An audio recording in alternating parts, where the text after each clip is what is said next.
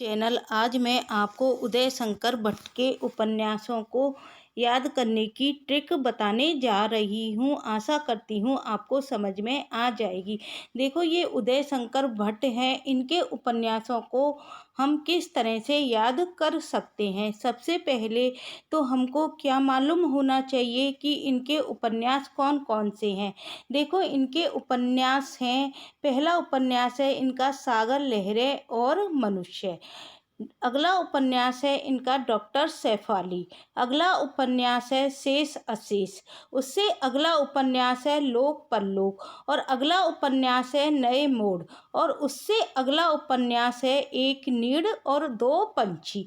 तो अब इनके ज़्यादा उपन्यास तो नहीं है, लेकिन इनके उपन्यासों को हम किस तरह से याद कर सकते हैं। देखो, उदय शंकर के जीवन में एक नया मोड़ किसके समान आया? सागर लहरें और मनुष्य के समान आया। तो हम मनुष्य तो नहीं लिख रहे, इसमें ट्रिक में हम क्या लिख रहे हैं? उदय शंकर के जीवन में नया मोड़ किसकी तरह आया? सागर की लहरों के समान आया। तो हम कैसे याद कर सकते हैं? उदय शंकर के जीवन में नया मोड़ किसके समान आया? सागर की लहरों के समान आया। तो पहला उपन्यास क्या है? नया मोड़। और दूसरा उपन्यास क्या हो गया इनका? सागर लहरें और मनुष्य। फिर जिससे उनका क्या हो गया? लोक परलोक बिगड़ गया। अगला उपन्यास इनका क्या हो गया? लोक और परलोक। तो इससे क्या हो गया? उदय शंकर भट्ट का लोक परलोक बिगड़ गया। तो हम कैसे याद करेंगे? उदय शंकर के जीवन में क्या हुआ? नया मोड़ आया। और किसके समान आया? सागर की लहरों के समान आया। जिससे क्या हुआ? उनका लोक परलोक बिगड़ गया और उनके जीवन में कुछ भी शेष अशेष नहीं बचा।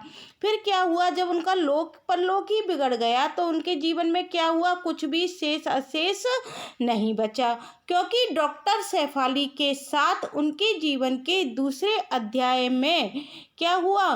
क्यों नहीं बचा शेष अशेष? क्योंकि डॉक्टर शेफाली कौन थी? उनकी पत्नी थी। तो उनके जीवन के दूसरे अध्याय में, पहला अध्याय तो क्या था उनका कि उनकी डॉक्टर शेफाली से शादी हुई थी, और दूसरा अध्याय उनका क्या हुआ कि उनके जीवन में क्या आया? एक नया मोड़ आया। तो उन्होंने क्या किया? उनके जीवन में जब नया मोड़ आया तो क्या हुआ? कुछ भी शेष अशेष नहीं बचा, क्योंकि डॉक्टर शेफाली के साथ उनके जीवन के दूसरे अध्याय में क्या हुआ? एक नीड़ में दो पंछी रहने लगे। अर्थात हम क्या कह सकते हैं कि जो उदय शंकर भट्ट था और डॉक्टर शेफाली की आपस में नहीं बनी, तो फिर क्या हुआ? डॉक्टर शेफाली अलग से रहने लगी एक नीड़ में, अर्थात अपना घर अलग से उन्होंने बना लिया। और दो पंछी से क्या तात्पर्य? उनके दो बच्चे थे।